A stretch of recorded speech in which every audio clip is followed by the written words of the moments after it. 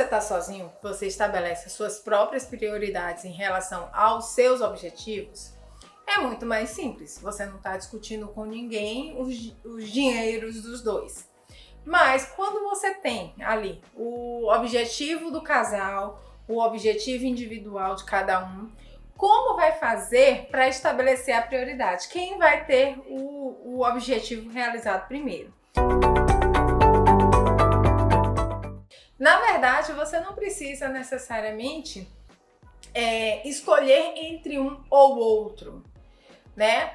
Dentro das finanças individuais, porque mesmo sendo um casal, as finanças ainda são individuais, porque vocês ainda têm objetivos individuais, são pessoas. Então, vocês podem, dentro do seu orçamento individual, dentro da sua renda, estabelecer quanto vai ser destinado para o seu objetivo pessoal e quanto vai ser destinado para o objetivo do casal. Cada parte faz isso.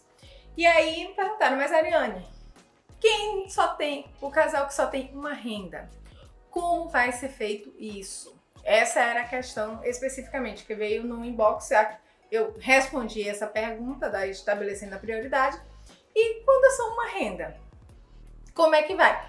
Aí vocês precisam conversar e dizer, tá, qual é o orçamento de investimento do casal, quanto vai ser destinado para o objetivo do casal, quanto vai ser destinado para o objetivo de cada um, né? Vocês precisam estabelecer isso e fazer aí a dinâmica acontecer.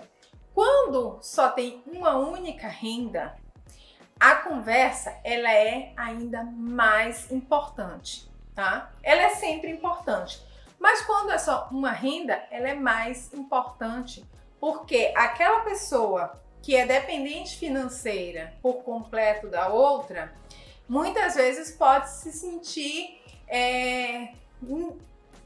deixada de lado por não conseguir realizar os seus objetivos individuais, porque vai sempre priorizar quem tem a renda, e principalmente se essa pessoa que tem a renda tem um perfil dominante, vai simplesmente objetivos em comum, objetivos individuais, e a outra pessoa acaba se anulando. Então é preciso ter muita conversa com relação a isso. Quando chega-se a esse acordo, vai ser uma renda só. Tá, como é que vai ser feita essa divisão? Então, para que não haja nenhum tipo de conflito depois, né? Que ninguém se sinta mal por estar ali naquela relação, nem se sinta prejudicado por ter aberto mão de sua renda ou de alguma forma, porque foi uma decisão em conjunto. Então, tudo tem que ser uma decisão em conjunto. E mesmo que não tenha sido uma decisão em conjunto, tenha acontecido simplesmente de ficar uma renda só, também tem que ser conversado. Sempre tem que ser conversado. O conversado é aquela coisa, né? O combinado não sai caro. Então, conversem sempre. Alguma pergunta? Não, até porque tem que se conversar, porque quando se tem uma renda, né, só, o negócio é mais embaixo.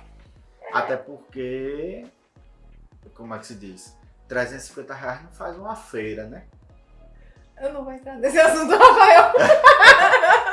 Eu não vou entrar então, em tretas. R$350 não faz uma feira.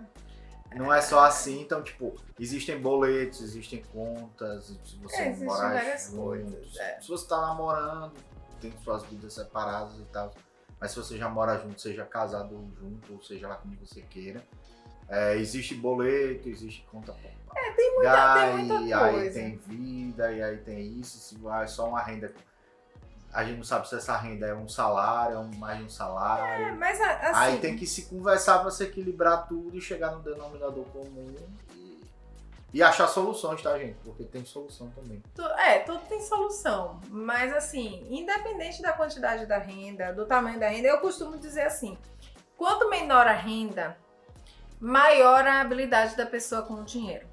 Porque sabe que tem que administrar bem aquele recurso e ele é muito escasso. Ele é muito pequeno.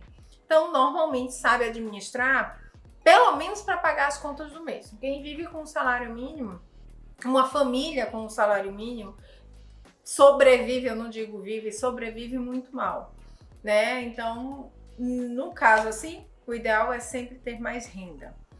tem que buscar formas de aumentar a renda extra, buscar alternativas. Quem tem uma renda maior, vou dar um exemplo aqui mais específico. Um casal que eu conheci há muitos anos atrás, ela era uma professora minha, na verdade. E aí ela conheceu um rapaz, e aí eles começaram a namorar e deram entrada num apartamento juntos, tudo, e resolveram casar. Quando resolveram casar, ele disse para ela que se ela quisesse parar de trabalhar, ela podia, porque ele tinha renda suficiente para sustentar os dois. Isso não seria problema nenhum e por ele não haveria problema nenhum. Ela disse, não, mas eu quero continuar trabalhando porque eu gosto do meu trabalho. Ok.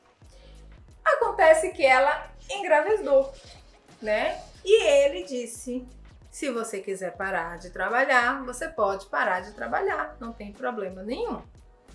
E aquela situação toda, ela disse que era melhor realmente ela deixar de trabalhar para ficar com a criança, pelo menos no primeiro ano em casa, porque o custo com babá, com tudo isso, seria muito mais elevado. E para ela manter o trabalho dela, iria demandar o tempo que ela não ia ter, então ela ia ficar muito longe da criança, então, enfim, ela aceitou. E aquilo, para ele, estava tudo certo, tudo tranquilo. Para ele não foi problema nenhum, ele continuava pagando as contas do jeito que sempre pagava, só que ela, particularmente ela, não se sentia tão bem assim, apesar de não ter restrição nenhuma, tá? Nessa situação, de verdade, dinheiro não era uma questão, não era um problema. Ele tinha uma renda muito bem estabelecida, uma situação financeira muito bem estabelecida, uma renda para manter um nível muito bom, sem risco nenhum, a renda dele não tinha risco nenhum, então estava tudo certo. Só que por mais que ele não tivesse nenhuma restrição financeira com os gastos dela, ele não perguntava com que ela gastava, quanto era conjunto, ela tinha acesso a todo o dinheiro. Mesmo se ela não se sentia confortável e não conseguia expor ali dentro do relacionamento os objetivos pessoais dela, né? Então é uma questão pessoal, é uma questão de trabalhar o autoconhecimento. E ela começou a se anular. E quando ela percebeu que estava se anulando, ela tinha decidido parar por um ano e ela já estava no segundo ano, o menino já estava com 2 anos, ela não tinha voltado a trabalhar, ela disse, cheguei no meu limite, eu preciso da minha própria renda. Então ela voltou para o mercado de trabalho. Isso é uma questão pessoal, isso é uma questão de autoconhecimento. Não é só uma questão de conversar, não era só uma questão de conversar, porque ela podia conversar. Sempre que ela chegava para conversar sobre essa questão de eu não consigo trazer os meus objetivos, porque eu dizia para ela, conversa, que eu não. Ele dizia, não se preocupe, você sabe que dinheiro não é problema. E ela sabia, ela via o dinheiro entrando na conta todo mês e estava tudo certo. Ele dizia, o dinheiro não é problema. Só que ela não se sentia confortável com aquela situação. Então eles conversaram e ela voltou a trabalhar. Então tem que sempre conversar.